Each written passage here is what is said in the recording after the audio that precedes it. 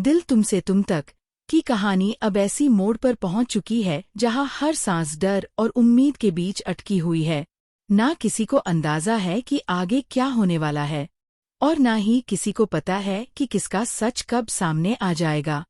दृश्य शुरू होता है सुबह के शांत माहौल में, जहां अनु के पापा गोपाल जी और उनका एक पुराना दोस्त चाय की दुकान के बाहर खड़े होकर जिंदगी की परेशानी, बेटी के भविष्य और जिम्मेदारियों पर बात कर रहे होते हैं।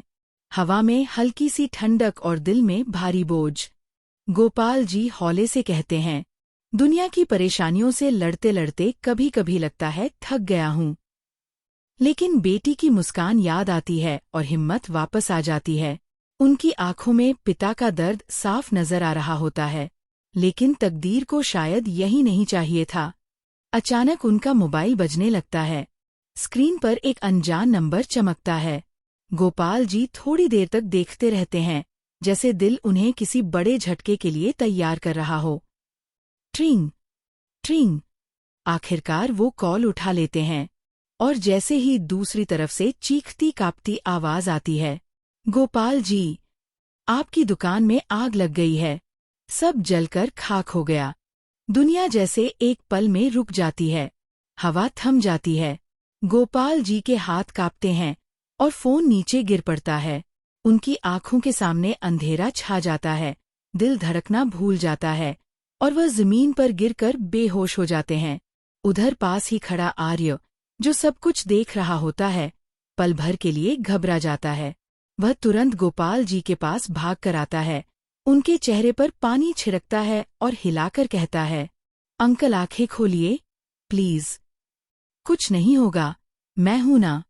धीरे धीरे गोपाल जी होश में आते हैं, लेकिन उनका चेहरा बिल्कुल सूना, टूटा और बिखरा हुआ लगता है। आर्य बिना किसी देर के फोन उठाता है और अनु को कॉल करता है। अनु, तुम्हारी दुकान में आग लग गई है। मैं तुम्हारे पापा के पास हूँ। तुरंत यहाँ आओ। उन शब्दों में हड़बड़ी थी, डर था और अनु के दर्द को महसूस करने वाली गहरी बेचैनी थी। अनु के पैरों तले जमीन खिसक जाती है। वो सब कुछ छोड़कर आंसू रोकते हुए दौड़ पड़ती है। रास्ते में बस एक ही दुआ, हे भगवान, पापा ठीक हों। जिस जगह वो पहुंचती है, वहां उसके पिता टूटे हुए दिखाई देते हैं। ये दृश्य उसकी रूह तक हिला देता है। वह पापा के पास बैठकर रोते हुए कहती है, पापा मैं आ गई, सब ठीक हो जाएगा। आर्य उसकी पीठ पर हाथ रखकर उसे संभालता है। आंखों में गुस्से की आग दिखाई देती है। अनु, मैं वादा करता हूँ, जिसने ये किया है उसे छोड़ूंगा नहीं। तुम्हारे पापा पर एक खरोंच नहीं आने दूंगा। मैं उन्हें सजा दिलाऊंगा और तुम्हारे परिवार का हर कर्ज चुकाऊंगा।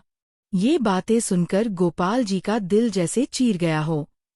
वो आंसुओं से भरी आंखों से आर्य को देखते हैं और टूटती आवाज में कहते हैं, पहले दुकान जलवाई और अब मेरी बेटी पर एहसान करके उसे अपने कर्ज में डुबाने आए हो। आर्य सदमे में रह जाता है। अनु की सांसें रुक जाती हैं। हालात ऐसे बन जाते हैं कि गोपाल जी उसी पल अनु से वादा लेते हैं, तुम आर्य से कोई मदद नहीं लोगी। हम गरीब हैं, लेकिन किसी के एहसान में नहीं जिएंगे। अनु अपनी आंखों में आंसू भरकर आर्य से झूठ बोलती है, हाँ सर, सब ठीक है, हम संभाल लेंगे। लेकिन आर्य मूर्ख नहीं है। वह साफ महसूस करता है कि अनु के दिल में तूफान है। उसके शब्दों में झूठ की हल्की सी कंपन छिपी है। दूसरी तरफ असल कहानी कोई और ही लिख रहा है। ये आग हादसा नहीं थी। ये आग बदला नहीं थी। ये आग साजिश थी।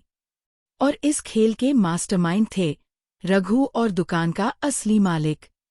वो टकला शातिर आदमी जो गोपाल जी से दुकान छीनना चाहता था। उनकी चाल थी, दुकान जलाओ, इल्जाम लगाओ और गोपाल जी को खसाओ। अब अनु दो मोर्चों पर लड़ रही है। एक तरफ पिता का टूटता हौसला, दूसरी तरफ ऑफिस में मीरा का जहर और ताने। वो अकेली है, लेकिन टूटना नहीं चाहती। और आर्य, वो सब समझ रहा है। उसकी आंखों में तूफान तैयार हो रहा है। अब सवाल ये है, क्या अनु अपने पिता का नाम बचा पाएगी? क्या आर्य सच तक पहुंच पाएगा?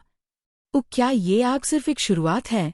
और सबसे बड़ा सवाल, जब साजिश का असली चेहरा सामने आएगा, तब दुनिया किसके पैरों के नीचे से जमीन खींच लेगी? कहानी अभी बस शुरू हुई है, असली खेल तो अब होगा।